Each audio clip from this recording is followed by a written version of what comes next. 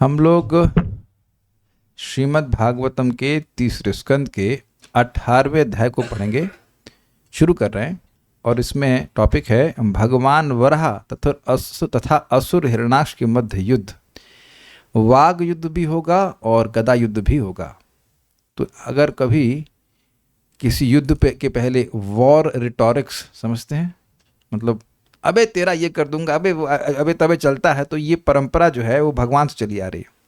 तो दोनों एक दूसरे को थोड़ा गाली भी देंगे, फिर युद्ध भी होगा। ये जब मैं एकदम नया था तो ये मेरा one of the favourite topics थे। जब भी मैं देखता युद्ध कहाँ हो रहा है, भागवत में यहाँ युद्ध हो रहा है, इधर भगवान श्री कृष्ण की लीला में मारा मारी हो रही है, हमको बड़ा अच्छा लगता था। तो आप लोगों को अच्छा लगेगा, इसमें कोई सृष्टि का तत्व नहीं है, तो सभी लोग आइएगा, सब परिवार सब समझ में आ जाएगा, कोई दिक्कत नहीं। सृष्टि नहीं, विध्वंस के बारे में बात हो रही है। सृष्टि का कोई तत्व नहीं आएगा, खूब लीला होगी और भगवान की खूब फाइटिंग वाली लीला होगी। हमारे DRDO के प्रभु जी को पसंद आएगा। अब तो डिफेंस एंड रिसर्च में ही है, तो आ जाएगा, टेस्ट मिल जाएगा आपको झगड़े का। लेकिन ये झगड़ा भगवान और हिरण्याक्ष के बीच में है। याद होना चाहिए कि 13वें अध्याय में रेफरेंस दिया गया था कि हिरण्याक्ष से युद्ध हुआ, कैसे हुआ, तो वहाँ उसकी व्याख्या नहीं किए थे। तो अब यहाँ पे व्याख्या आ रही है। आपने कल सुनाया था ना, कल मतलब परसों सुनाया था कि हिरण्याक्ष ने विभावरीपुरी गया और वहाँ जाकर वरुण देवता को कहा कि हे राजा, मुझे युद्ध प्रदान कीजिए। तो कहे कि अब तो हम संन्यास ले लिए हैं या हम वृद्ध हो गए हैं, इसलिए हम युद्ध नहीं कर रहे हैं, तो अब तुम भगवान के पास जाओ और भगवान अनेक रूप धारण करते हैं तुम्हारे जैसे असत लोगों को शांत करने के लिए। तो अब वह चला भगवान को ढूंढने के लिए। मैत्रेय उवाच तदेव माकर्ण जलेश भाषितं महामनस्तद विगणन्य दुर्मदः। तदेव माकर्ण जलेश भाषितं महामनास्तद विगण्य दुर्मदः। हरिर्विदित्वा गतिमंग नारदाद रसातलं निर्विवेश त्वरान्वितः। हरिर्विदित्वा गतिमंग नारदात् रसातलं निर्विविशे त्वरान्वितः। मैत्रेय उवाच तदेव माकर्ण जलेश भाषितं महामनस्तद विगणन्य दुर्मदः। तदेव माकर्ण जलेश भाषितं महामनास्तद विगण्य दुर्मदः। तदेव माकर्ण जलेश भाषितं महामनास्तद विगण्य दुर्मदः। तदेव माकर्ण जलेश भाषितं महामनास्तद विगण्य दुर्मदः। हरिर्विदित्वा गतिमंग नारदात् रसातलं निर्विवेशे त्वरान्वितः। हरिर्विदित्वा गतिमंग नारदात् रसातलं निर्विविशे त्वरान्वितः। हरिर्विदित्वा गतिमंग नारदात् रसातलं निर्विविशे त्वरान्वितः। हरिर्विदित्वा गतिमंग नारदात् रसातलं निर्विविशे त्वरान्वितः। मैत्रेय उवाच तदेव माकर्ण जलेश भाषितं महामनास्तद विगण्य दुर्मदः। तदेव माकर्ण जलेश भाषितं महामनास्तद विगण्य दुर्मदः। हरिर्विदित्वा गतिमंग नारदात् रसातलं निर्विविशे त्वरान्वितः। हरिर्विदित्वा गतिमंग नारदात् रसातलं निर्विविशे त्वरान्वितः।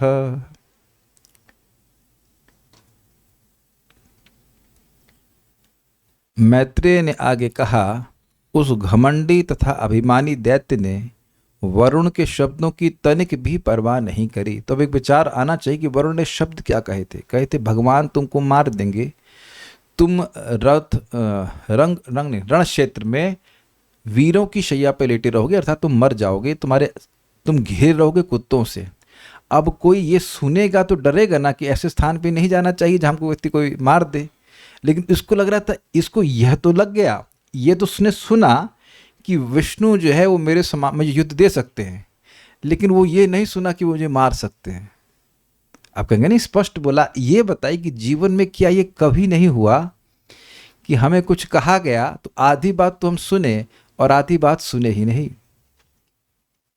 मन कहीं उसको लगता मुझे कौन मार सकता है, ऐसे उसकी भावना थी। तो वह अब जो दूसरी बात थी, जो वो बात बोल रहे थे वरुण देव कि तुमको मार डालेंगे, ये बात तो उसे विश्वास ही नहीं हुआ, इसलिए वो उस बात को इग्नोर कर दिया। इतनी बात ग्रहण कर लिया कि विष्णु से युद्ध हो सकता है। ये एक अद्भुत सी बात है। That's how Krishna inspires। परम पूज्य राधानाथ महाराज समझा रहे थे कि जब भगवान नरसिंहदेव प्रकट हुए, कौन व्यक्ति उनसे झगड़ा करना चाहेगा, लेकिन वही भगवान हिरण्यकश्यप के हृदय में उनको इंस्पायर कर रहे हैं कि तुम मुझसे युद्ध कर सकते हो और तुम मुझे मार भी सकते हो। ये अमेजिंग है कि हर व्यक्ति को भगवान ज्ञान देने वाले हैं। तो ये उसने, ऐसा था उसके मन में भाव था, वो उस बात को इग्नोर कर दिया कि मैं मारा जाऊंगा। विश्वास ही नहीं होता, मारा कैसे जाऊंगा मैं ऐसे कर। यस, इसीलिए कह रहे हैं अभिमान के कारण, घमंडी। हे विदुर, उसे नारद से श्री भगवान के बारे में पता लगा और वह अत्यंत वेग से समुद्र की गहराई में पहुंच गया।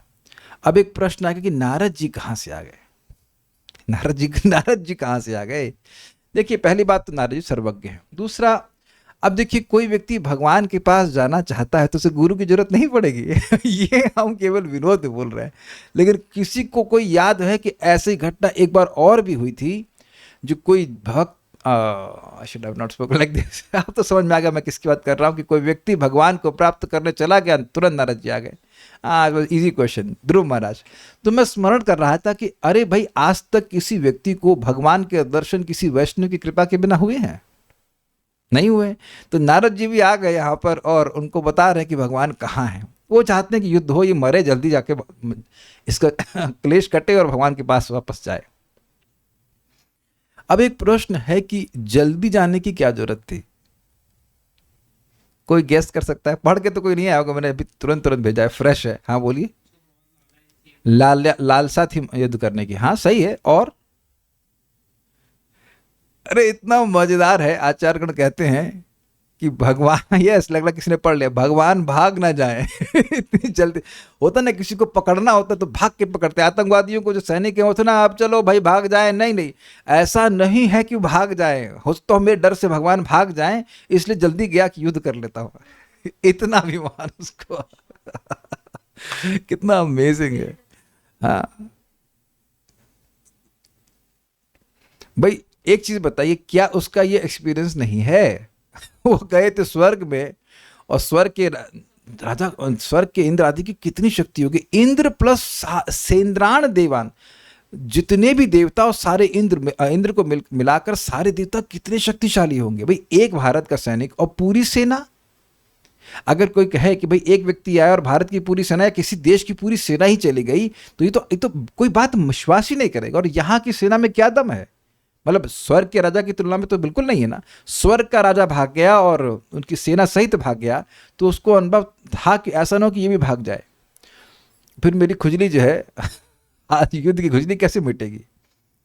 तो बड़ा हमको विनोदपूर्ण लगा था ये। मैत्रेय मुनि ने कहा, अंग अर्थात हे विदुर, एवं इस प्रकार मतलब जैसा कि अध्याय में, पिछले अध्याय में बताया गया उस प्रकार, जलेशार्था जल के स्वामी वरुण जी के भाषितम कहे गए तद आकर्ण्य, उस वचन को सुनकर दुर्मदः मदोन्मथ महामना के एक अर्थ यहाँ पे रखा गया है अभिमानी हिरणाक्ष ने, और दूसरा अर्थ लिखा गया है जो बहुत खुश था।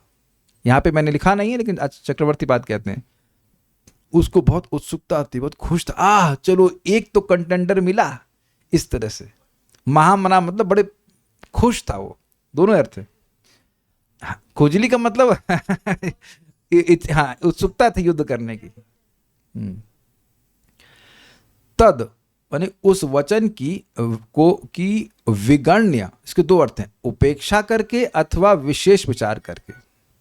ये थोड़ा समझिएगा, आसान पे कर लीजिए। विगण्य के दो अर्थ हैं, जीव गोस्वामी जी दोनों अर्थ लेते हैं। उपेक्षा करके मतलब ध्यान नहीं दिया कि वह ये बोले थे कि तुम्हारे जैसे असत लोगों को भगवान ठंडा कर देते हैं, प्रशांत, ये वो बात सुना ही नहीं।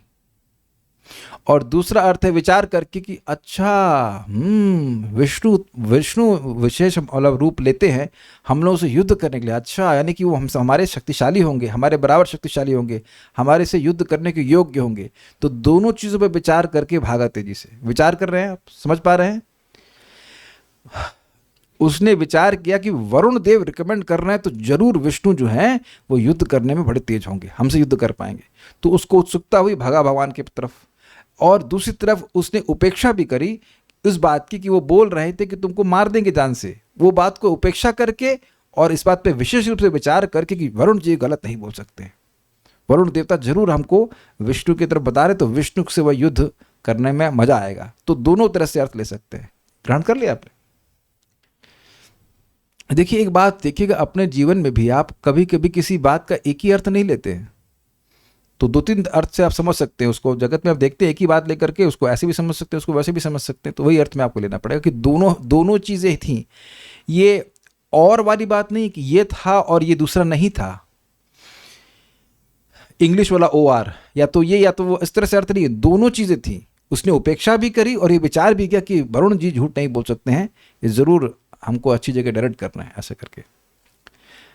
फिर नारदात, नारद जी से हरे गतिम, भगवान श्री हरि के स्थान का विदित्वा, पता लगाकर, त्वरान्विता, त्वरा मतलब क्या होता है? त्वरा मीन्स फास्ट। त्वरान्विता मतलब अत्यंत वेग से, रसातलम। अब रसातल का मतलब ध्यान देना होगा, रसातल मतलब ये ग्रह का वर्णन नहीं है। इससे पहले भी हमने सुना था रसातलम गतिम गताम भुवि शब्द आया था कि पृथ्वी जब रसातल में प्रवेश कर गई, तो वहाँ चक्रवर्ती बाद में समन्वय किया था कि पृथ्वी के लायक रसातल नहीं है। पृथ्वी मिडिल प्लैनेट है और रसातल नीचे का प्लैनेट है, वो उसको पृथ्वी उसमें नहीं समा सकती है। तो वहाँ रसातल का अर्थ लिया गया था गर्भजल, गर्भोदक सागर। तो अब उसी अर्थ के अनुसार यहाँ ग्रहण करना होगा कि रसातल लोक में अर्थात गर्भ सागर के जल में निर्विशेष प्रवेश किया, इसने प्रवेश किया। पृथ्वी अभी गर्भ जल में है और वहीं पे भगवान वराहदेव भी हैं, तो इसने रसातल का अर्थ रसातल लोक नहीं अपितु गर्भ जल में प्रवेश किया। पाताल लोएस्ट है ना, पाताल लोएस्ट है, तो पाताल में तो बात हो रही ना वरुण देव से। तो पाताल के ऊपर का मतलब नहीं है, पाताल नीचे, मतलब रसातल ऊपर है तो रसातल में प्रवेश नहीं किया। रसातल का मतलब है कि जो गर्भ जल है। ठीक है, So now we'll take the shloka. Maitreya वाचा, मैत्रेय मुनि ने कहा, तदेव माकर्ण्य, तद एवं आकर्ण्य, उसको उस वचन को, वरुण देव के उस वचन को इस प्रकार सुन करके। किसके वचन को? जलेश भाषितम, जल के स्वामी वरुण देव है, उनकी भाषा मतलब उनके भाषण को सुन करके महामना, उसको बहुत प्रसन्नता हुई या उसके मन में खूब अभिमान हुआ। तत् विगण्य, और उस पे विचार करके या उसकी उपेक्षा करके, दुर्मदः, जो मदोन्मत्त था, वह हिरणाक्ष, हरेर विदित्वा गति, हरि की गति को जानकर, किससे? नारदात, नारद जी से, अंग अर्थात हे विदुर जी, रसातलम त्वरान्वितः निर्विवेशे, वह रसातल अर्थात गर्भ जल में तुरंत ही बड़े वेग से प्रवेश कर गया। क्लियर? श्रीधरी 18वें अध्याय में पृथ्वी का उद्धार करने वाले श्री हरि और हिरणाक्ष का देवताओं को शुद्ध कर देने वाला निर्विशेष महायुद्ध वर्णित हुआ। ये क्या मतलब है निर्विशेष?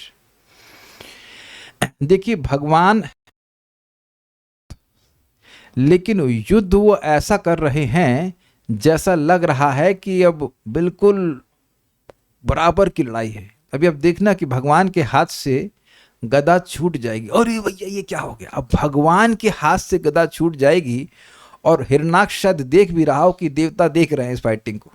तो अगर भगवान हार गए तो अब तो ये हमको छोड़ने वाला नहीं है। ये सब भावना आ जाती है। भगवान ऐसी लीला करते हैं।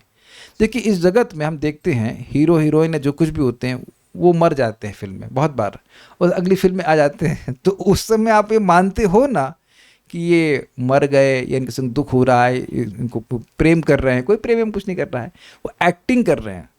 और वो एक्टिंग इतनी रियल होती है कि उस मजा आता है लोगों को। तो भगवान से बड़ा एक्टर कौन हो सकता है। तो ध्यान दीजिए कि जब भगवान लीला कर रहे हैं तो वो ऐसा दिखाएंगे कि एकदम मतलब कांटे की टक्कर है। आगे जाकर भी वामन देव बलि महाराज कहते हैं कि भगवान विष्णु जीता नहीं माने अपने आप को हिरण्याक्ष से, वो तो लक बाई चांस वह जीत गए, नहीं तो जीतते नहीं हो। उस दिन तो वो इसका ही पल्ला भारी पड़ रहा था। ऐसे करके भाषा का प्रयोग करते हैं। जस्ट देखिए, अगर ऐसा युद्ध होता कि अभी आप देख लेना, आए और चापाटा मारा और मर गया, मजा ही नहीं आता उसमें। तो शाम होने वाली होती है, तब देवता लोग कहते हैं भाई और उसका बल बढ़ जाएगा, उसको मारिए मारिए करके। अभी हम खाली कहानी खोलना नहीं चाहते, लेकिन इस तरह से भगवान कह रहे, तो इसमें खाली व्याख्या कर रहा हूँ। निर्विशेष महायुद्ध मतलब समझ नहीं आ रहा है कि कौन व्यक्ति जीतेगा, ऐसा कोई विशेष शक्तिशाली नहीं था, ऐसा अर्थ कह रहे हैं। इसी कारण से देवता क्षुब्ध हो गए थे कि हमारे लीडर जो है वो कोई विशेष शक्ति का प्रदर्शन नहीं कर रहा है।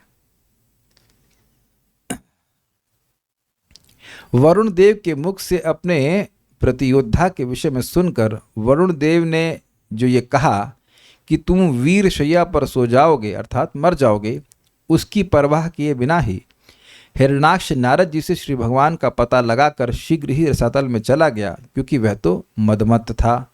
स्पष्ट है, सारादर्शनी। इस 18वें अध्याय में असुर हिरण्याक्ष और वराह देव की उक्ति प्रत्युक्ति के पश्चात ब्रह्मा द्वारा वर्णित भयप्रद गदा युद्ध का वर्णन किया गया है। याद होना चाहिए कि ये बात ब्रह्मा जी बता रहे हैं ना, नहीं मैत्री में। ब्रह्मा जी कहाँ से आ गए इसमें, अभी हो सकता आ जाए पता नहीं। एक इंटरेस्टिंग है कि जो हमारे अनुवादक हैं उन्होंने अनुवाद किया था कि हिरण्याक्ष और वारादेव के संवाद के पश्चात। भाई साहब, ये संवाद नहीं है समझ रहे हैं, सामान्य डायलॉग विदुर और मैत्री का संवाद चल रहा है, लेकिन जब एक दूसरे को कोई गाली देता है तो क्या आप ये कहते हैं कि संवाद। हमको हंसी आई, आप समझ नहीं रहे लीला क्या हो रही है। कह रहे हिम्मत नहीं हुई लिखने की। अरे भाई, जो लिखा हुआ है उसको लिख देना होता है, हिम्मत वाली बात क्या होती है। अगर मैं कल्याणपुर से बात कर रहा हूं तो उसे संवाद कहा जाएगा, लेकिन मान लीजिए दो लोग झगड़ा कर रहे हैं तो क्या ये लोग आपस में बात कर रहे हैं। उक्ति कुछ बोल रहा है, उसकी प्रतियुक्ति का मतलब क्या होता है, प्रतिकार करने के भाव से। कोई एक गाली देगा तो दूसरा वाला उसके हिसाब से गाली देता है। तो कहता तू पागल, तो कहते तेरा बाप पागल सब ऐसा बोलते हैं कि नहीं। तो वहां इसको संवाद कहेंगे कि लोग बात कर रहे हैं। तो अनुवाद में ध्यान रखना चाहिए कि आशय रखना चाहिए कि क्लियर क्या हो रहा है। उक्ति प्रत्युक्ति, एक एक शब्द का बड़ा, ये शब्द हम पहली बार सुन रहे हैं अभी तक के डिस्कशन में, अगर आपने विचार किया, क्योंकि आज तक हम झगड़ा नहीं सुने अब तक। संवाद तो कई बार सुने, लेकिन झगड़ा हम शायद भागवत में पहली बार सुन रहे हैं। तो ये झगड़ा जो है, जो आमने सामने का झगड़ा है, हाँ नहीं बोल चाल का होगा, उसके बाद मारा मारी होगी। उसके बिना कैसे मजा आएगा कि आई अच्छा स्वागत है, फिर मारना ऐसे तो ना मारना शुरू कर देगा। तो वो अभी देखना, अब आज तो नहीं, कल में झगड़ा उक्ति प्रत्युक्ति चालू होगी। नहीं, आज ही होना चाहिए, सेकंड में आ गया। तो उक्ति प्रत्युक्ति के पश्चात ब्रह्मा बोल रहे हैं, ब्रह्मा कहाँ से आ गए, तो मैत्री में लेट्स सी आ जाएंगे शायद, मैंने पूरा अध्याय नहीं पढ़ा। भयप्रद गदा युद्ध का वर्णन किया गया है। जब हिरण्याक्ष ने अपने प्रतिद्वंदी के विषय में श्रवण किया, तब महामना अर्थात उत्साही चित्त वाले हिरण्याक्ष ने, तो दो अर्थ याद आ रहे हैं आपको। महामना मतलब अभिमान से युक्त होकर, और दूसरा खूब उत्साहित, खूब प्रसन्न हुआ कि अब एक व्यक्ति तो मिला, इससे हम युद्ध कर सकते हैं। हिरण्याक्ष ने सोचा कि शैष्य से अर्थात रणभूमि में वह मारा जाएगा, और प्रशांत ये अर्थात तुम्हारे जैसे असत अर्थात दुष्ट व्यक्तियों के विनाश के लिए ही भगवान विभिन्न रूप धारण करते हैं। ये सब बातें पिछले अध्याय के आखिरी श्लोक में कही गई थी। इस प्रकार वरुणदेव के तिरस्कार पूर्ण वाक्य को सुनकर एवं अपने वध की असंभावना का निश्चय करते हुए उसने वरुण देव की विगण्य अर्थात उपेक्षा करते हुए एवं यह सोचते हुए कि उस प्रतिद्वंदी को मैं कहाँ पाऊंगा, उसने उसे ढूंढने का प्रयास किया, और संयोगवश समक्ष आए नारद जी से हरि यानी भगवान की स्थिति का पता लगा पाकर वह रसातल अर्थात गर्भोदक में प्रवेश कर गया। थोड़ा समझने वाली बात है। विगण्य मतलब वह यह नहीं समझ पाया कि वरुण देव उसका तिरस्कार कर रहे हैं, एक बात। और इस बात की पूर्णता उपेक्षा कर दिया कि मैं मारा जाऊंगा। एक बात। दूसरा, उसने विचार किया, विचार कर रहा था कि ये बोल दिए, अब मैं कहाँ पाऊंगा। ये बोल तो दिए भगवान विष्णु हैं, लेकिन विगण्य मतलब खूब विचार कर रहा था कि विष्णु भगवान कहाँ मिलेंगे। उत्कंठा जागृत हो गई थी उसकी। ये वरुण देवी भक्त हैं कि भगवान कहाँ मिलेंगे। वो अलग बात है फॉर रॉन्ग रीजंस, लेकिन भगवान कहाँ मिलेंगे। तो अब भगवान को मिलाने के लिए तुरंत भगवान ने शुद्ध भक्त भेज दिए नारद जी और बता दिए। चलिए एक क्विज करते हैं। क्या नारद जी ने कहीं एक और भी किसी को हिंट दिया है कि भगवान यहां हैं? कौन? कंस को भी दिए, वृकासुर को तो नहीं दिया। ध्रुव महाराज, अरे आप क्या अभी क्लास ज्वाइन किए? ध्रुव महाराज तो हो गए। हाँ, आंख खोलते भस्म करते। कौन? काल यवन भी मतलब जानना चाहता था कि उनसे कौन युद्ध कर सकता है। तो भगवान का एग्जैक्ट डिस्क्रिप्शन दिए कि चतुर्भुज रूप में हैं, श्यामल वर्ण के हैं, ऐसे करके बता जाओ मथुरा जाओ। तो मथुरा में चढ़ाई कर दे। उसी टाइम क्या नाम था कंस का ससुर? जरासंध मम गुरु। हाँ, तो जरासंध जो है वह भी उसी से अटैक किया था, जो 17वीं बार में भगवान भागे थे ना वहां से, ऐसे करके। तो वहां भी भगवान नारद जी बताए थे। अब प्रश्न होगा कि नारद जी ऐसा क्यों करते हैं? इनको झगड़ा कराने में रुचि है? नहीं, वो जानते हैं कि भगवान का पार्षद है, लड़े मरे खत्म हो भगवान के पास जाए। नोट, वह वेग से इसलिए गया क्योंकि उसको शंका थी कि भगवान कहीं दूसरे स्थान में ना चले जाएं, तो मेरा युद्ध जो है वो रुक जाएगा। ये बात है। तात्पर्य, युद्ध प्रिय भौतिकतावादी अपने परम बलशाली शत्रु श्री भगवान से भी लड़ने में नहीं डरते। वरुण से ये जानकर कि एक ऐसा योद्धा है जिससे वह सचमुच लड़ सकता है, वह असुर अत्यंत प्रोत्साहित हुआ। वह श्री भगवान को ढूंढने के लिए उतावला हो उठा जिससे वह युद्ध कर सके। यद्यपि वरुण ने भविष्यवाणी कर दी थी कि विष्णु से युद्ध करने पर वह कुत्तों, सियारों तथा गीधों का भोजन बन जाएगा। क्योंकि आसुरी लोग कम बुद्धिमान होते हैं, अतः वे अजित कहे जाने वाले विष्णु से भी लड़ने के लिए तत्पर हो जाते हैं। एक पॉइंट आपको बोलूंगा जो प्रभुपाद अपने तात्पर्य में कहते हैं अजित शब्द पर। इस जगत में ऐसा कौन सी चीज है जिस पे कोई विजय प्राप्त नहीं कर पाए? Easy question. मृत्यु। एग्जैक्टली। तो मृत्यु किसका स्वरूप है? भगवान का। तो उस दृष्टि से व्यक्ति को समझ लेना चाहिए कि भगवान कैसे अजित है। कुछ समझे? मृत्यु को तो कोई जीत नहीं पा रहा है, और वो भगवान बोले ना, कालोस्मी लोक क्षयकृत प्रसिद्धो, या मृत्यु सर्व हरस चाह, मृत्यु के रूप में सबका सब कुछ हरण करने वाला हूं। तो लोग ये भगवान को ना देखें लेकिन मृत्यु को देख रहे हैं। और आप देखिए कि कुछ लोग, काफी लोग कह सकते हैं, रिसर्च चल रही कि कैसे मृत्यु को टाला जाए या एटलीस्ट दूर कर दिया जाए, लेकिन दूर नहीं होती है कि नहीं? लेकिन वही अजित भगवान यानी कि मृत्यु को भक्त पार कर लेते हैं जो भगवान की कथा को सुनते हैं। कोई प्रमाण है? मैं ऐसे ही बोल रहा हूं। किसी को याद हुआ अब तक वो श्लोक?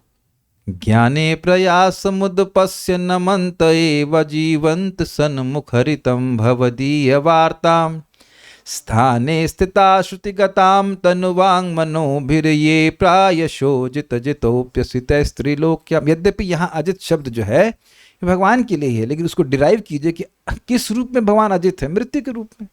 कोई नहीं जीत पा रहा है, लेकिन जो व्यक्ति भगवान के भक्तों से प्रामाणिक रूप से भगवान की कथा को सुनता है वह बड़ी आसानी से मृत्यु को पार कर जाता है। देखिए, एक बात हमको बहुत बड़ी शिक्षा ग्रहण करनी पड़ेगी। हम लोगों की ड्यूटी, फोरमोस्ट ड्यूटी है मृत्यु को पार करना। बाकी सारी ड्यूटीज के पीछे होनी चाहिए, otherwise that's a absolutely useless duty. ये धर्म वो धर्म, ये धर्म मतलब कर्तव्य, ये कर्तव्य वो कर्तव्य व्यक्ति कर रहा है, लेकिन क्या उस कर्तव्य से वह मृत्यु को पार करेगा? ये उसको निर्णय कर लेना चाहिए। नाम जब कर रहा है, भगवान की सेवा कर रहा है तो निश्चित पार होगा। बाकी हम जो भी कर्तव्य कर रहे हैं उसका मृत्यु के आगे कुछ भी मतलब नहीं है। ये बहुत गंभीर लेसन है। तो अब अगर ये प्रश्न है कि मेरा एकमात्र कर्तव्य मनुष्य जीवन में मृत्यु को लांघना है, तो फिर वो क्या साधन है जिससे मैं मृत्यु को लांघूंगा? तो ये 10.14.3 है, if I am not wrong. आगे पीछे होगा 3 या 4 होगा, 3 है शायद। जिसमें ब्रह्मा जी स्वयं बता रहे हैं कि कैसे व्यक्ति मृत्यु को लांघ सकता है भगवान की भक्ति करके, स्पेशली भगवान का श्रवण कीर्तन करके। और आप इसे 1.16.10 प्रभुपाद जी के लेक्चर में भी सुन लीजिएगा कि जो व्यक्ति भगवान की नाम जप कर रहा है उस पर यमराज जी का कोई कंट्रोल नहीं। नाम जप हो, भागवत श्रवण है, बेसिकली भगवान की भक्ति कर रहे हैं, वो तुरंत मृत्यु के चंगुल से बाहर हो जाता है। वो 2317 भी इसका प्रमाण है। तो मैं ये समझाने का प्रयास कर रहा हूँ कि लोग मृत्यु से लड़ने का प्रयास कर रहे हैं, तत्पर हैं, रिसर्च कर रहे हैं, जबकि रिसर्च हो चुकी है कि मृत्यु को पार करने का सिंपल तरीका है भगवान का श्रवण कीर्तन करना। भगवान ने स्वयं इस बात को बोला है कि जन्म कर्म च मे दिव्यम एवं यो वेति तत्वतः त्यक्त्वा देहम पुनर्जन्म नैति मामेति सुवर्जुनः। सिंपल बात है। तो ये कर्तव्य व्यक्ति को रखना चाहिए, सबसे इंपॉर्टेंट बात है। प्रभुपाद ने पूछे भी थे अपने शिष्यों से, चर्चा हो रही थी कि भगवत गीता का सबसे महत्वपूर्ण श्लोक क्या है, तो बहुत सारे श्लोक बोले, लेकिन सबसे इंपॉर्टेंट श्लोक प्रभुपाद ने ही बोला है, जन्म कर्म च मे दिव्यम। और तत्व में कोई बात सुन के ही समझ में आती है। कुछ समझ में आ रहा है ना, तत्व मतलब सत्य। जैसे अभी प्रभु जी सामने बैठे हैं, अब आप बिजनेस करते हैं कि आप नौकरी करते हैं या अभी रिटायर्ड हैं, मैं कुछ भी नहीं जानता ना, तो जब मैं आपसे सुनूंगा या आपके मित्र राहुल प्रभु से सुनूंगा तो मैं जान पाऊंगा अच्छा आप ये करते हैं। It's very simple. एक किसी व्यक्ति को आप पहली बार मिल रहे हो, उसके बारे में भी सुन के ही समझ में आता है, तो भगवान के बारे में बिना सुने कैसे समझ में आएगा? ये बात है। तो भाई हम उक्ति प्रत्युक्ति बताए बिना तो छोड़ने वाले नहीं है। एक उक्ति तो देख ही लेते हैं कि क्या बोल रहा है भगवान को। तो अब वह गया और उसने भगवान को देखा। ददर्श तत्राभिजितम धराधरम प्रोनीयमानाव निमग्न दंष्ट्रया। ददर्श तत्राभिजितं धराधरं प्रोन्नीयमानावनिमग्रद्रष्ट्रया। मुष्णन्तमक्ष्णा स्वरुचोरुणश्रिया जहास चाहो वनगोचरो मृगः। मुष्णन्तमक्ष्णा स्वरुचोरुणश्रिया जहास चाहो वनगोचरो मृगः। ददर्श तत्राभिजितं धराधरं प्रोनीयमाना वनिमग्न दंष्ट्रया। ददर्श तत्राभिजितं धराधरं प्रोन्नीयमाना वनिमग्रद्रष्ट्रया। मुष्णन्तमक्ष्णा स्वरुचोरुणश्रिया जहास चाहो वनगोचरो मृगः। मुष्णन्तमक्ष्णा स्वरुचोरुणश्रिया जहास चाहो वनगोचरो मृगः। बोलिए। ददर्श तत्राभिजितं धराधरं प्रोन्नीयमाना वनिमग्रद्रष्ट्रया।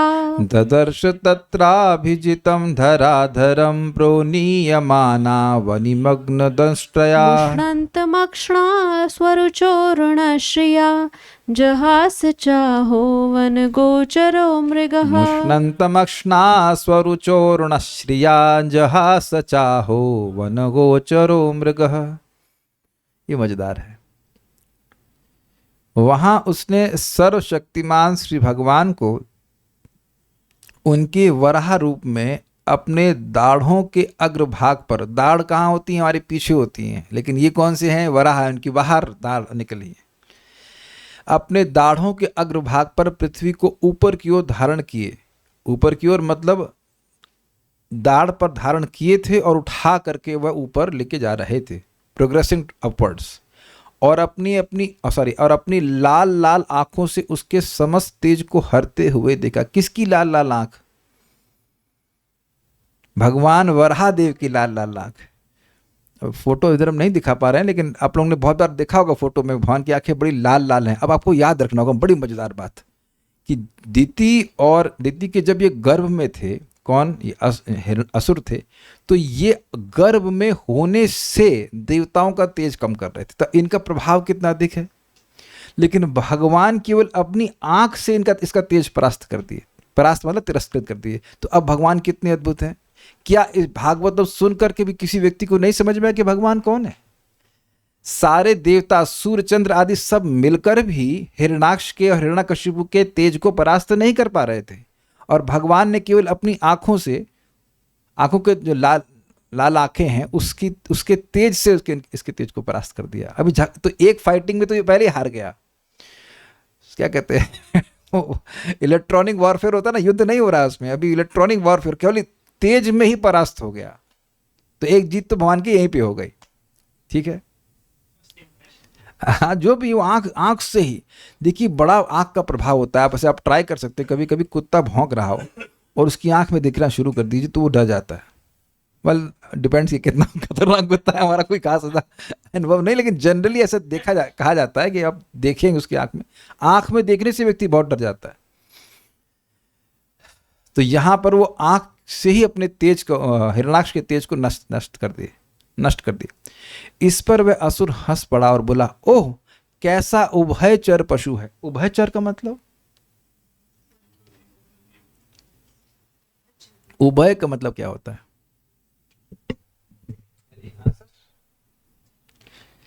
जंगली पशु। और दो, अरे जो ट्रांसलेटर है उनको तो चीटिंग करते हो, तो पहले से पढ़ करके आए आप।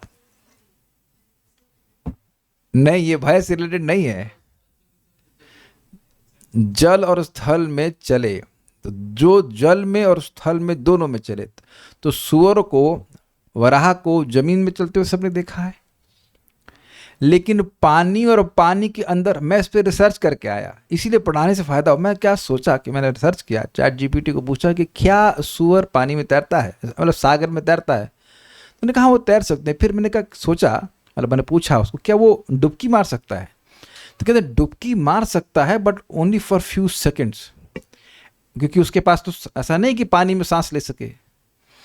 तो यहाँ ये उभयचर हुआ, मतलब पानी के अंदर है, और कहाँ है? गर्भ जल, भाई कितना गहरा होगा। तो वहां डुबकी मार करके बैठा हुआ है आराम से। तो क्या ये आश्चर्य की बात नहीं है? इसीलिए कह रहा है, ओह कैसा उभयचर पशु है। कुछ समझे बात? जमीन में मिलता तो इतना नहीं उसको आश्चर्य होता, लेकिन पानी के अंदर सुअर मिलेगा, आपको आश्चर्य नहीं होगा। देखिए, यही तो फायदा है साथ में डिस्कस करने का। आप इसको, ऐसा नहीं कि लीला आपने पहले कभी पढ़ी नहीं है, ये सुनी नहीं है, लेकिन कभी सोचे इस बात पे आप, अगर मान लीजिए यहाँ मछली आपको मिलने लग जाए, मछली उड़ने लग जाए फॉर एग्जाम्पल, कभी मिली आपको? चींटी उड़ती हुई दिखती है ना कभी कभी, तो आश्चर्य करते हैं, चींटी के पर लगे, देखो चींटी उड़ रही है। लेकिन अगर मछली उड़ते हुए देखे तब, आपने देखा नहीं बारिश में चींटी के पर निकल आते हैं? आपने कभी नहीं देखा? इस बार देखना, दिखा देंगे आपको। अरे वो चींटी होता, आपने सुना नहीं कहावत, चींटी के पर निकल आए? आप लोग कहाँ हैं, भारत में? कहाँ से आप? कौन भाई पर वाली चींटी को नहीं देखा है? हाथ खड़ा कीजिएगा। एक मुकुंद सिंह कहती वो चींटी नहीं है। अरे चींटी है, हम प्रवचन हम कर रहे हैं, हमारे प्रवचन में वो चींटी चींटी है। आप प्रवचन देना तो कुछ और बोलना, वो चींटी ही है। हम तो देख रहे हो, चींटी लगती है, चींटी जैसी है, एटलीस्ट देखने में तो लगती। बायोलॉजी हम पढ़े नहीं है, लेकिन उसमें है। और ये आती है कहावत कि अरे चींटी के पर निकल गए। देखिए कुछ सपोर्ट है, चींटी है, विंग्स होते हैं। तो बस गूगल की बात मानो, टीचर की बात ना मानो। चलो ठीक है, हम देखें, इस बार दिखवाएंगे आपको। तो बारिश में चींटी के पर निकल आते, तो आश्चर्य, चींटी यार उड़ रही है। अब मछली उड़ती हुई देखे तब आप तो आश्चर्य करेंगे, मछली कैसे उड़ सकती है? तो अब ऐसे कोई वराह यानी सुअर, शुकर, वो समुद्र के एकदम गहराई में, कौन सा से, मैरियाना ट्रेंच मान लीजिए, मैरियाना ट्रेंच समझते हैं आप? नहीं, अरे यार, एकदम नीचे 10,000 किलोमीटर अंदर कोई सुअर देखी तो आप क्या बोलोगे? पहले बताइए, आप क्या बोलेंगे? अगर आपको, आप मान लीजिए पनडुब्बी में है, सबमरीन में आप गए हैं नीचे घूमने के लिए, और देखिए वहां सुअर तैर रहे हैं। तो आप कहेंगे अई ये क्या है? अनबिलीवेबल। और यही चीज हिरण्याक्ष के संग हुई। भाई उसको ये पता था कि भगवान मिलेंगे, लेकिन अब किस रूप में मिलेंगे ये नहीं समझ पा रहा था उसको। वो तो वरुण देव नहीं पता है, वरुण देव कह रहे हैं कि वराह के रूप में, नरसिंह रूप में रहते, बोले नहीं थे, वो जान रहे हैं किस रूप में तुमको मिलेंगे नहीं पता। तो ऐसे भगवान वराह रूप में है जो पानी के अंदर मिले, इसलिए उसे बहुत आश्चर्य हुआ है। तो this is the beauty of Bhagavatam. अब एक एक शब्द पे विचार करेंगे तब मजा आता है कि एक एक श्लोक कितना सुंदर वर्णन किया जा रहा है, कुछ समझे ना? इसीलिए ओह कैसा उभयचर पशु है, क्योंकि जब मैं इसका अन्वय कर रहा था तब मैं भी फंस गया कि उभयचर क्यों बोल रहे हैं, क्योंकि वन गोचर शब्द तो वन में चलने वाला, तो उभयचर क्यों बोल रहे हैं? Will discuss it further. तत्र वहां पर मतलब गर्भ जल में उसने धराधरम पृथ्वी को धारण किए हुए अभिजीतम विजयी भगवान को, जिनकी जीत हमेशा होती है और यहां भी होगी, या अभिजित नक्षत्र के जो स्वामी हैं, ये अर्थ और लिया गया है, भगवान दंष्ट्रया अपनी दाढ़ों की अग्र नोक पर अवनिम अर्थात पृथ्वी को प्रोन्नीयमाना ऊपर उठाए ले जाते हुए, समझ रहे हैं, केवल ऊपर उठाए हुए नहीं थे। देखिए थोड़ा सा हम डेमो करते हैं। भाई मैं तो बरादेव हूँ नहीं, लेकिन ये तो पृथ्वी है ना, तो अगर मैंने मान लीजिए मेरी दाढ़ ऐसे है, मैंने ऐसे उठाया हुआ है, तो उठाया हुआ एक स्टेबल पोजीशन पे नहीं है। स्टेबल मीन्स रुके हुए नहीं, भगवान उसको ले करके ऊपर जा रहे हैं। ये ध्यान देने वाली बात है। Is not just stopping there, वो लेके जा रहे होते, ध्यान भी नहीं दे रहे हैं कि हिरणाक्ष आया क्या, उससे कोई मतलब नहीं। भगवान अपना काम कर रहे हैं। भगवान नो फर्स्ट स्ट्राइक, भगवान अपनी तरफ से कोई स्ट्राइक नहीं कर रहे, अपना काम कर रहे हैं। अरुणाश्रिया, अरुण मतलब होता है लाल, अरुणाश्रिया लाल कांति वाली अक्षणा आंखों से स्वरुच, स्वरुच मतलब उसका जो तेज था, यानी हिरणाक्ष के तेज का मुष्णंतम हरण करते हुए, उसको तिरस्कृत करते हुए। ये देखिए समझिए तेज कैसे हरण किया जाता है। मैंने एग्जाम्पल दिया था कि इस समय बल्ब आपको बहुत तेजवान लग रहे हैं, प्रकाशवान लग रहे हैं, लेकिन सूर्य के सामने अब इनका तेज हर लिया जाता है, तो क्या तेज समाप्त हो जाता है? बल्ब जो सूर्य का क्षीण हो जाता है, किस लिए? क्षीण नहीं कहिए, बेसिकली कहिए तिरस्कृत। तिरस्कृत का मैं एग्जाम्पल देता हूँ, बिल्कुल देखिए, आपने खाई, आपके पास है नींबू जूस, ओके, और अनंत कल क्या खाया था? आइसक्रीम खाया था कि मिठाई खाई थी? ये दोनों खाया था। भूल गए, इतनी जल्दी भूल गए? चलो अपनी शादी में याद कर लेना।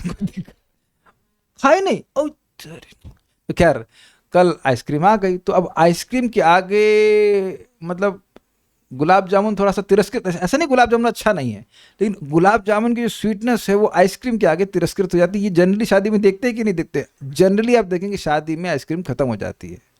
मतलब हम बहुत पुरानी बात कर रहे हैं, 99 की बात कर रहा हूँ, मे बी लास्ट टाइम मैंने अटेंडेड, अब एक्सेप्टेड 2023।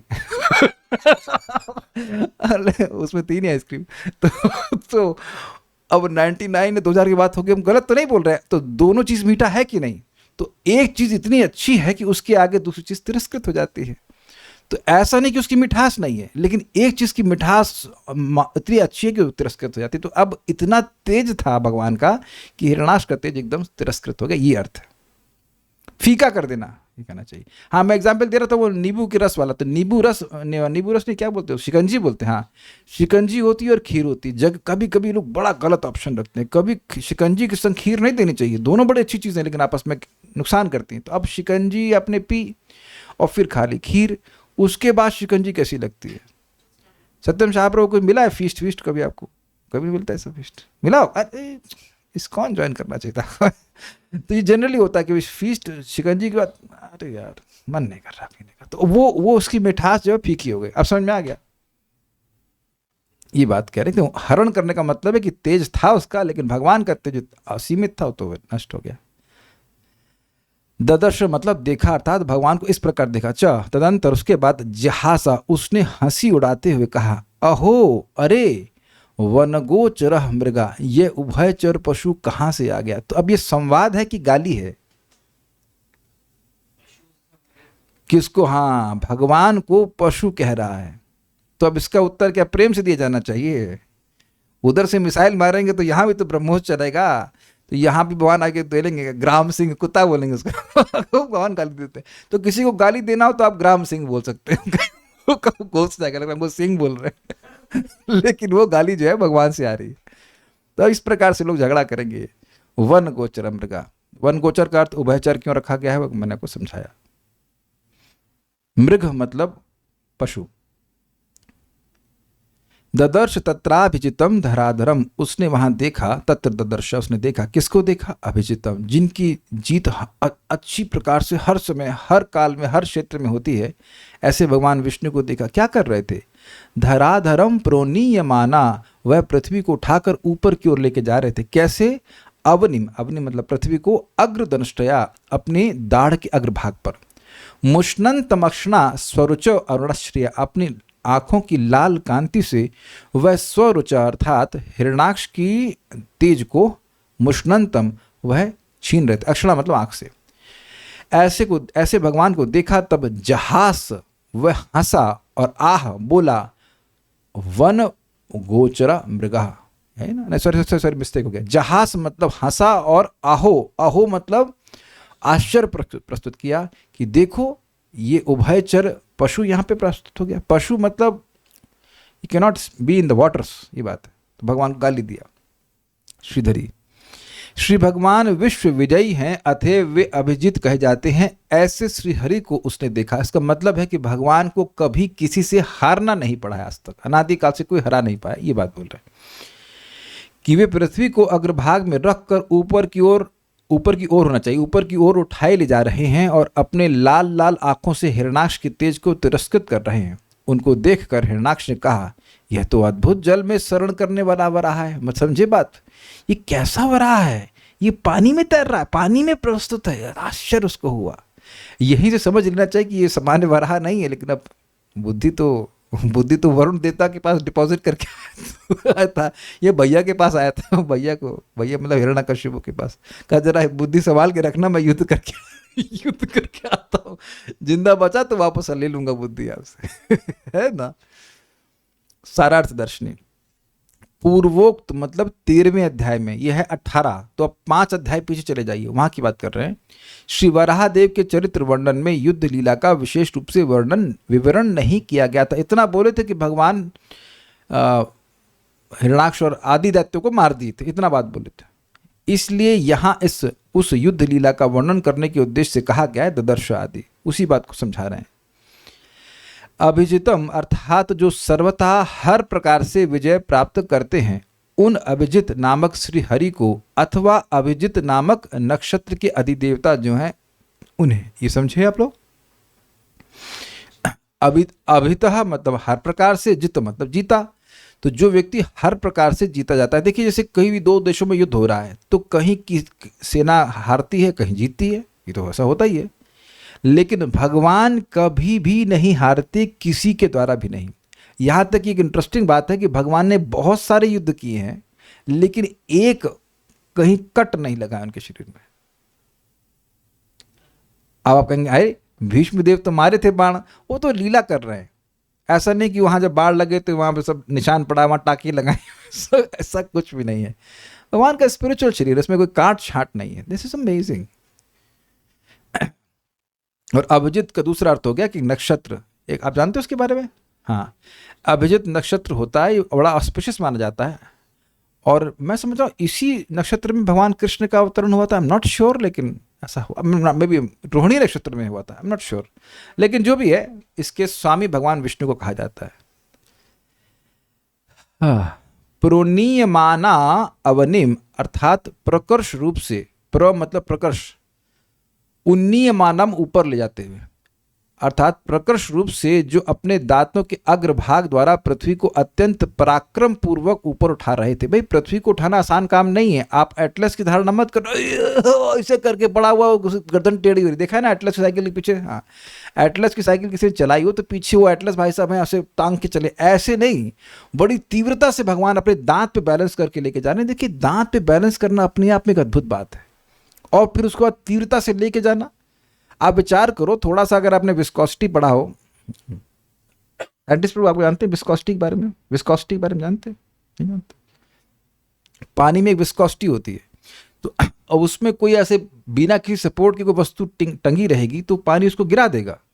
आप समझ रहे हैं? मान लीजिए मैं ऐसे ऐसे ऐसे रखूं उसको, पहली बात तो बैलेंस करना मुश्किल, और जब मैं तीव्रता से लेके जाऊंगा तो पानी का वेग इस पर नहीं आएगा, प्रेशर इसे कहना चाहिए। तो वो प्रेशर जो है, विस्कस प्रेशर कहते हैं, उसकी वजह से वो गिर जाएगी। वो कुछ नहीं हो रहा है। भगवान सब कुछ कर सकते हैं। भगवान पता है पृथ्वी को उठा सकते हैं, लेकिन आपको उठाकर वैकुंठ नहीं ले जा सकते, है ना? ये कटाक्ष समझ रहे हैं कि नहीं समझ रहे हैं? ये भक्त लोग सोचने लगते हैं, अरे पता नहीं ये कर लेंगे, वो हमारा उद्धार कैसे होगा, हम वैकुंठ कैसे जाएंगे? जाओगे कैसे? हरे कृष्णा कृष्णा कृष्णा हरे हरे, हरे राम राम राम हरे हरे। आप और मैं तो बहुत हल्के हैं, पृथ्वी तो बहुत भारी है। समझे? जब पृथ्वी को अपने स्थान में स्थित कर दिए तो हमें अपने स्थान में कैसे स्थित नहीं कर देंगे? Simple, just keep on serving him, very easy for Krishna. ठीक है, पराक्रम पूर्वक मतलब मैंने कोई डर नहीं लग रहा था कि हिरणाक्ष आ गया, अरे भागो यहाँ से, वैसे ऐसा कुछ नहीं है। उन वराह रूप श्री हरि को देखा गया तथा स्वरुचः अर्थात हिरणाक्ष की तेजस्विता अर्थात उसकी आभा, जिसे भगवान श्रीहरि अपने रक्तिम नेत्रों से नष्ट कर रहे थे, ऐसे उन श्रीहरि को देखा गया। स्पष्ट है। अब देखिए वंचर, वंचर अर्थात वारीचरः, वारी मतलब जल, ये चक्रवर्ती पाद अर्थ लेते हैं, अर्थात जल में रहने वाला। क्यों? क्योंकि देखिए यहाँ पे यद्यपि भगवान वराह रूप में है, वराह किस रूप में होता है? वराह कहाँ चलते हैं? वन में चलते हैं। लेकिन ये कहाँ मिला, मतलब ये कहाँ मिले, ये कहाँ मिले? वाणी में। तो वंचर मतलब वारीचर, जो जल में चलते हैं, समझे? हिरणाक्ष द्वारा किए गए तिरस्कार के लिए ही सरस्वती यानी वाणी अथवा वाग्देवी प्रयुक्त हुई थी, परंतु वस्तुतः वे उन शब्दों द्वारा श्री भगवान की स्तुति कर रही हैं। अतः उस स्थिति में सारस्वत अर्थ इस प्रकार का है। भाई यह तो इंटेंड कर रहा है कि उनको पशु कहे लेकिन इसे कहते हैं सारस्वत अर्थ, अर्थात सरस्वती देवी कभी भगवान की निंदा नहीं कर सकती, वो उनकी सेविका हैं। तो वो अब किसी भी असुर के मुख से कुछ अपशब्द भगवान के लिए निकलेगा तो उसका वह सारस्वत अर्थ निकाल कर देती हैं, जिससे भगवान की स्तुति ही होती है। तब देखिए क्या होगा, पे कह रहे हैं वन गोचरा अर्थात जल में शयन करने वाले श्री नारायण ही इस रूप में वराह हैं। वन मतलब यहाँ पे लिया वारी गोचरा, तो वारी मतलब जल, जल गोचर मतलब जो भगवान जल में शयन करते हैं वो। तथा मृग अर्थात जो मुनियों द्वारा खोजे जाते हैं, इसलिए उन्हें मृग कहा गया है। देखिए एक शब्द हम लोग सुन चुके हैं, मृगयन, मृगयन शब्द था। मृगयन का मतलब उसने इसके हिरणाक्ष के लिए था कि मृगयन मतलब युद्ध के लिए कोई योद्धा ढूंढने के लिए वह स्वर्ग गया था। मृगयन का मतलब होता है ढूंढना। तो वन गोचर मृग का मतलब हुआ कि वह भगवान जो जल में रहते हैं अर्थात भगवान नारायण, और उनकी खोज महान ऋषि मुनि करते हैं। तो वन गोचर मृग का अर्थ भगवान की यश के लिए हुआ। कौन भगवान? जो गर्भ सागर में रहते हैं और उनका खोज मुनि करते हैं। अब आप लोगों को ये समझ में नहीं आ रहा हो कि ये वन गोचर और ये गर्भ सागर में कैसे पहुंच गए, थोड़ा समझिए। गोचर का मतलब क्या होता है? गो मतलब इंद्रियां और चर मतलब उनकी रेंज, यानी कि जो चीज आपको गोचर हो रही है, कहीं आपकी इंद्रियां उसको पकड़ रही, बेसिकली वो वस्तु आपकी इंद्रियों के द्वारा जहां पकड़ी जाएगी उसे गोचर कहेंगे। कुछ समझ रहे हैं? रेंज कहना चाहिए। तो भगवान कहाँ पाए जाते हैं? वारी गोचर, वो गर्भ सागर में पाए जाते हैं, ये बात बोल रहे हैं। तो वन गोचर मतलब वारी गोचर, और वारी गोचर मतलब वह भगवान श्री नारायण जो कि गर्भ सागर में पाए जाते हैं। लेकिन खोजे किसके द्वारा जाते हैं? तो ऋषि मुनियों के द्वारा मृग अर्थात खोजे जाते हैं। ऐसे भगवान को उसने देखा। कैच कर लिया सबने? विचार कीजिएगा। विचार करने मात्र से पावे चित्त चमत्कार, चित्त में चमत्कार मिलेगा आपको। इसीलिए ये सत्य बात है कि जब चित्त बहुत जगह फंसा हो तो भागवतम नहीं समझ में आती। मतलब ऐसा नहीं कि आप सुन नहीं सकते, लेकिन सुनाने वाला समझाएगा तब भी चित्त में चल रहा होगा, ये करना है, वो करना है, ये करना है, तो थोड़ी कठिनाई महसूस होती है। लेकिन प्रयास करेंगे तो आपको आस्वादन कर पाएंगे। अच्छा, अथवा वन गोचर का यह भी अर्थ हो सकता है जो केवल एकांत वनों में ही दर्शन देते हैं, ग्रामों या नगरों में नहीं। अर्थात वे तुम जैसे असज्जनों के दर्शन के योग्य नहीं हैं, इसलिए उन्हें वन गोचर कहा गया। ये समझे भाई? आप जानते हैं कि ध्रुव महाराज को क्या बोली थी माँ? बेटा हमने ये सुना है कि भगवान विष्णु वन में प्राप्त होते हैं, वृंदावन में प्राप्त होते हैं। अच्छा, वृंदावन में गोचर नहीं है क्या? बोलिए वेदवादिनी, बाइनोकुलर काहे खरीदी हैं आप? राधा रमन गोचर हो जाए छोटे से राधा रमन है तो ये बाइनोकुलर खरीदनी है, उसको भगवान को आराम से देखती। तो भगवान गोचर हो रहे हैं कि नहीं हो रहे हैं? नोएडा में होते हैं, ऐसे हो जाते हैं अगर आपको मंदिर जाएं तो, लेकिन आप अन्य जगह जाएंगे तो बड़ा परिश्रम होता है। लेकिन वृंदावन में 5000 टेम्पल है, तो हर जगह तो भगवान गोचर ही है ना। गोचर मतलब दिख रहे हैं, कृष्ण बलराम मंदिर में दिख रहे हैं, कहीं कहीं नहीं भी दिखते हैं, लेकिन बहुत से मंदिरों में दिखते हैं, बहुत जगह तो दिख रहे हैं, और ढूंढना तो नहीं पड़ता है। बल्कि आप मंदिर वृंदावन की परिक्रमा करने जाइए तो बहुत सारे मंदिर खुले हुए दिखेंगे आपको। या अधर भी आप जाइए, लोई बाजार, इसमें बहुत सारे मंदिर खुले रहते हैं, बाहर से ही दर्शन हो जाता है, अंदर भी जाने की जरूरत नहीं पड़ती। हमारे मंदिर में भी इसी प्रकार से आप सामने जाइए तो भगवान वन गोचर हैं, वन में मिलते हैं। वो आप बोल रहे हैं कि वन में मिलते हैं, तुम्हारे जैसे असज्जन पुरुष को नहीं मिलते हैं, ऐसा बोल रहे हैं, इसलिए उनको वन गोचर कहा गया है। तात्पर्य, पिछले अध्याय में हमने पूर्ण पुरुषोत्तम के वराह अवतार का वर्णन किया है। जब वराह अपनी दाढ़ों से जल के गर्त में डूबी पृथ्वी को ऊपर उठाने में व्यस्त थे, तो यह महाअसुर हिरणाक्ष उनसे मिला और उन्हें पशु कहकर उसने ललकारा। असुरगण भगवान के अवतारों को नहीं समझ पाते। वे सोचते हैं कि मत्स्य, वराह अथवा कूर्म जैसे अवतार मात्र बड़े बड़े पशु हैं। वे श्री भगवान के शरीर को, भले ही वह मनुष्य रूप में क्यों ना हो, नहीं समझ पाते और उनके अवतरण की खिल्ली उड़ाते हैं। चैतन्य संप्रदाय में नित्यानंद प्रभु के अवतरण के संबंध में भ्रांत आसुरी धारणा है। नित्यानंद प्रभु का शरीर दिव्य है, किंतु आसुरी लोग श्री भगवान के शरीर को हमारे शरीरों के समान भौतिक मानते हैं। अवजानन्ति माम मूढ़ा, जो अज्ञानी है वे भगवान के दिव्य रूप को भौतिक मानकर हंसी उड़ाते हैं। देखिए, एक बात ध्यान रखिएगा कि यही मूल अपराध है।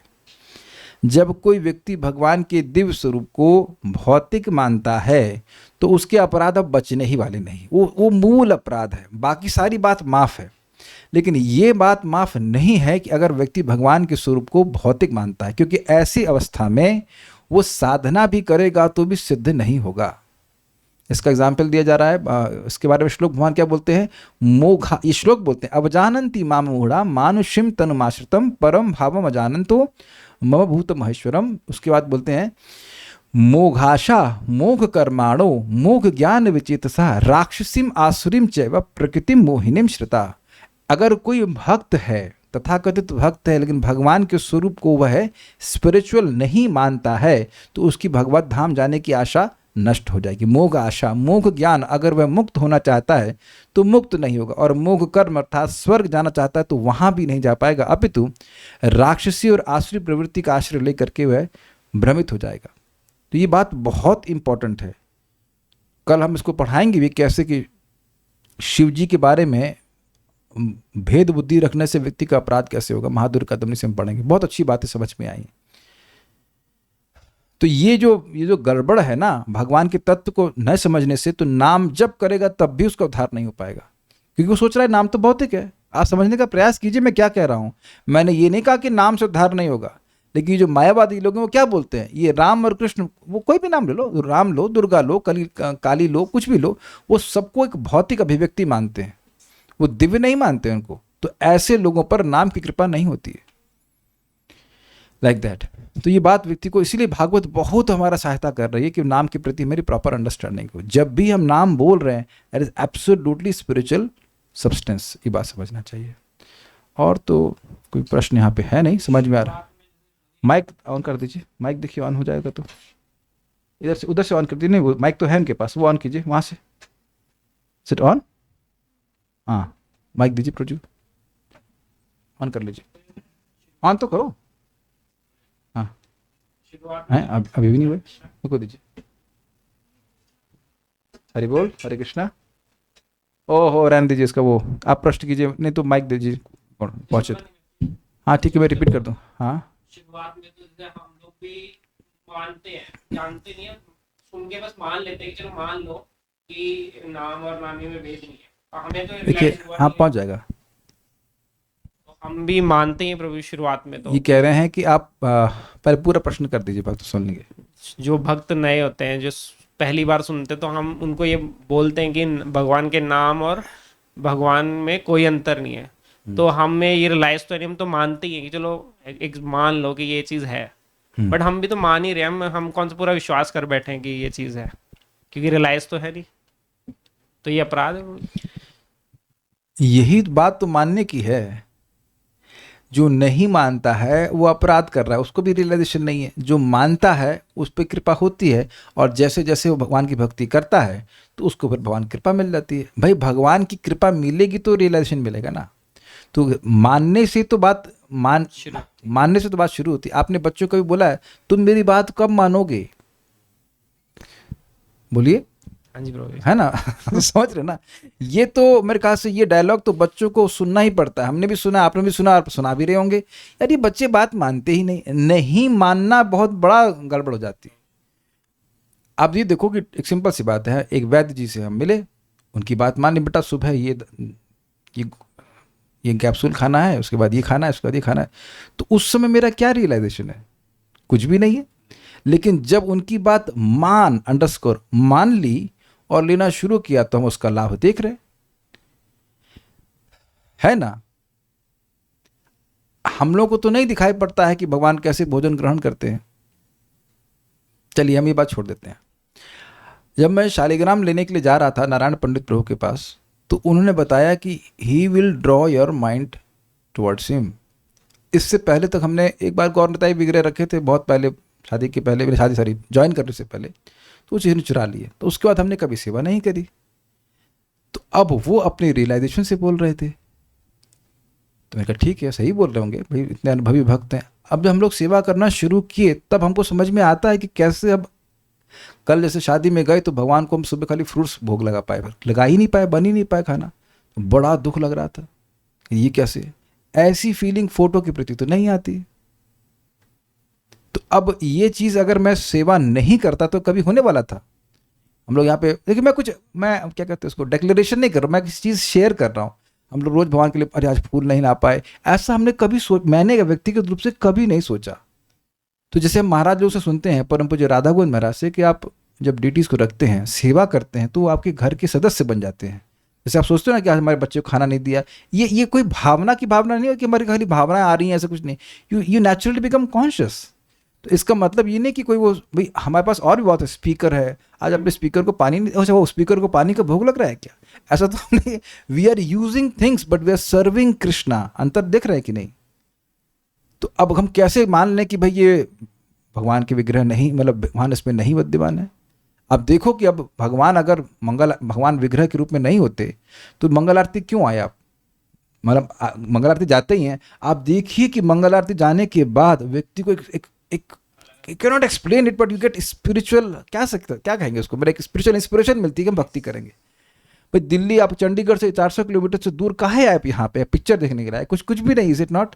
तो अगर ऐसा कोई अनुभव नहीं हो रहा होता वृंदावन में, या वृंदावन बिल्कुल उत्तर प्रदेश होता, तो फिर ये आकर्षण क्यों है धाम में रहने का? और एक मेरा नहीं है, सभी कितने कितने भक्तों का है। तो व्यक्ति का जो आपने प्रश्न किया उसमें बहुत सुंदर बात बोली थी चैतन्य चरण प्रभु ने। कहा कि हम श्रद्धा रखते हैं, राधा श्रद्धा की जंप लगा रहे हैं, हमें रियलाइजेशन नहीं है, ये कह सकते कि पूर्ण रियलाइजेशन नहीं, लेकिन पूर्ववर्ती आचार्यों के अनुगमन हम कर रहे हैं कि हम नहीं देख पा रहे, वो देख पा रहे हैं। एक सिंपल सी बात है, मान लीजिए दोनों आंखों में किसी के, वो क्या कहते हैं उसको, मोतियाबिंद हो, तो डॉक्टर कहेगा अरे बड़ा अच्छा है, बड़ा अच्छा दृश्य। तो आपको नहीं दिख रहा है, लेकिन आप जानते हैं कि डॉक्टर का ट्रीटमेंट लेंगे तो मुझे भी दिखने लग जाएगा।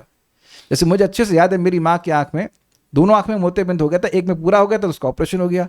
जब ठीक हो गई थी, अरे ऐसे, अरे मेरे को तो बहुत अच्छा दिख रहा है, मेरे को तो बहुत अच्छा दिख रहा है। उससे पहले तो वो कल्पना भी नहीं कर सकती थी कि ऐसा हमको दिख सकता है, लेकिन ऑपरेशन हो गया तो हो गया। तो अब एक एक पॉइंट पकड़ लीजिए। अब जब रूप गोस्वामी जी के वो झूठ बोल सकते हैं कि एक नाम बोलता हूं तो इच्छा होती करोड़ों करोड़ मुख हो, प्रभुपाद बोले ना, when the quality will come you will say why 16, why not 16,000। तो क्या वो झूठ बोल रहे हैं? प्रभुपाद जी के वो पीठ पे वाला जानते हैं सब, वो हरे कृष्ण मंत्र सुनाई पड़ रहा था, अकिंचन कृष्ण, अच्छा वही एक्सपीरियंस परम पूज्य अकिंचन कृष्णदास बाबा जी महाराज कहता है, स्टेथोस्कोप में हरे कृष्ण सुनाई पड़ रहा है।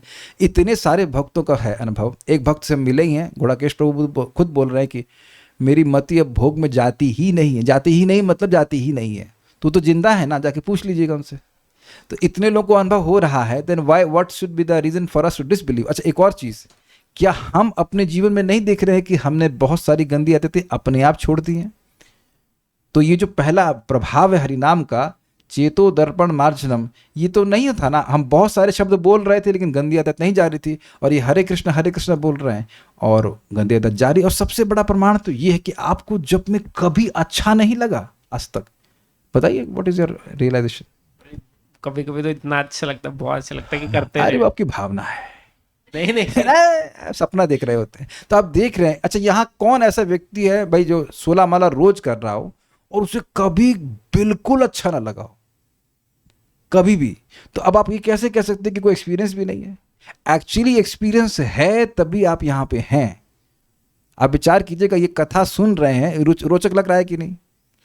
झगड़े की बात है ना, झगड़े की बात आजकल भारत में बहुत चल रही ना, तो वो झगड़े की बात और इस झगड़े की बात में, या गाली गलौज भी हो रहा है, इसमें और उसमें कोई अंतर नहीं महसूस कर रहे हैं। हम प्रतिदिन अनुभव करते हैं कि क्लास के बाद ऐसा लगता है कि नहा के निकले। We just feel so, the mind is so, I mean कैसे कहते, फ्रेश, बिल्कुल फ्रेश। बल्कि मेरा कई बार वेदवादी से डिस्कशन हुआ, अभी देखो आपको पता नहीं, इतनी एकदम डाउन थी इनकी एनर्जी, बहुत एनर्जी कम थी। अब एक खूब कीर्तन किया, उत्साह से क्लास में पार्टिसिपेट करने, कई बार ऐसा हुआ कि शरीर डाउन रहता है, लेकिन कथा सुनते हैं तो मन प्रफुल्लित हो जाता है। यस, भगवान का संपर्क, भगवान के जो संपर्क है वो हलादनी शक्ति यानी आनंद की वृत्ति है, तो सुख तो होगा ही। आप प्रैक्टिकल देखो, एक मुझे सबसे अच्छा अनुभव हुआ, अभी पिछला कौन सा अध्याय जो हम लोग 16 को रिवाइज कर रहे थे, तो उस दिन एक माता जी आई, उनका नाम है पूनम यादव माता जी। वो 1 साल पहले जूम लिंक ली, वो जब में आती थी, एको क्लास नहीं अटेंड करी, वो सीधे रिविजन में आई। उनको समझ में क्या आ रहा होगा बताइए? धुआंधार संस्कृत चल रही है, उसका अनुवाद चल रहा है, फिर बोली हमारे मन को बड़ी शांति मिली। तो अब बताइए कि जब तुमको समझ में नहीं आ रहा तो शांति मिली, और जब समझोगी तो कितना आनंद मिलेगा। तो ये प्रैक्टिकल अनुभव है। शोक मोह और भय नष्ट होता है भागवतम के द्वारा। तो भागवतम है, भगवान का नाम जप है, ये सब लाभ देने वाला। नहीं तो मंदिर में आके लोग नाचते क्यों हैं बताइए? तो ऐसा नहीं है कि कोई अनुभव नहीं है। उस बात को भगवान कहते हैं प्रत्यक्षावगमम धर्म्यम सुसुखम कर्तव्यम। एक और आपको मैं अनुभव बताना चाहता हूँ। आप लोग ने जब भक्ति में नहीं थे, दिवाली में कुछ भोजन बनता था और देवताओं को भी अर्पण होता था, वह भी आपको अलग लगता था।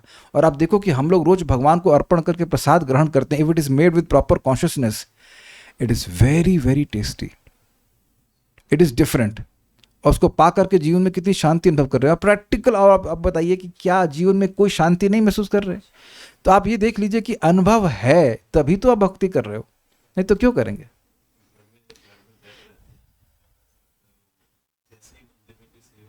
हाँ, कह रहे हैं घर में डट रहते हैं लेकिन मंदिर में जाते हैं तो उत्साह रहता है। तो भाई कोई अगर सुख नहीं मिल रहा होता तो आप करते ही क्यों? हमारे सर बहुत बढ़िया बात बोलते थे। एक लड़का बैठा हुआ था, कहते हैं कि मुझे पढ़ाई, सर ने पूछा तुमको पढ़ाई अच्छी लगती? कहते हाँ। कहते तुमको नौकरी नहीं मिलेगी तब पढ़ाई करोगे? तो चुप, इसका मतलब है कि तुमको पढ़ना अच्छा नहीं लगता है। फिर बोले कि देखो ये सब बच्चे लोग आते हैं, हम लोग को बोल रहे थे ना तो गीता पढ़ के इनको जॉब मिलेगा ना उनको नंबर मिलेंगे, तब ये क्यों आ रहे हैं? इसका मतलब है कि उनको अच्छा लग रहा है ना? सिंपल सी बात है। तो इसलिए ऐसा नहीं कि हमें कोई अनुभव नहीं है। मैं इसको एक और एग्जांपल से दूंगा कि चीनी घोली है आपने, थोड़ा पिया, कम मीठा है तो और चीनी घोली, तो जितनी चीनी घोलती जाएंगे वो अनुभव और मीठा होता चला जाएगा, ये बात है। लेकिन ऐसा नहीं कि कोई अनुभव नहीं है। और एक और बात लास्ट बोलूँगा कि देखिए भक्ति में हम आए ही थे क्योंकि हमें एक अच्छा अनुभव प्राप्त हुआ था। सब लोग को स्वीकार है इस बात?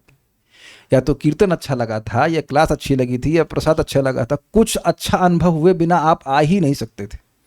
आपको याद है प्रभुपाद जी क्या बोले थे? वो पहली बार अपने गुरु मतलब श्रील भक्ति ठाकुर से मिले थे और वो पूछे भी थे, और उनसे बातचीत करके उनको लगा था कि चैतन्य महाप्रभु की शिक्षाएं एक सच्चे संत के हाथ में। तो प्रभुपाद जी को वहाँ भी पहला अनुभव हुआ था कि नहीं हुआ था? Everyone experience. जो लोग वृंदावन पहली बार आए होंगे तो एकदम ऐसा अनुभव होता है कि वहाँ से जा ही नहीं वापस, है ना? मटेरियली भी आप देख लीजिए तो ये एक अद्भुत स्थान है। मायापुर जाइए, ओहो अमेजिंग प्लेस।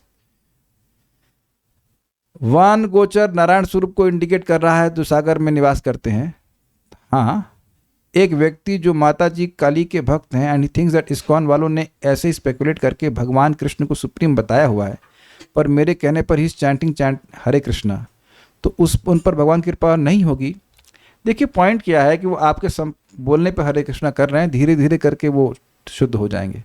उनसे पूछा जाए चैंटिंग क्यों कर रहे हैं, तो बस ऐसे ही मेरे कहने पर कर रहे हैं, ऐसे बताते हैं। तो आपकी बात मान रहे हैं तो आपके शिष्य हो गए तो उद्धार तो हो जाएगा ना।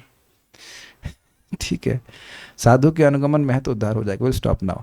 श्रीमद् भागवतम की जय, श्रील प्रभुपाद की जय, निताय गौर।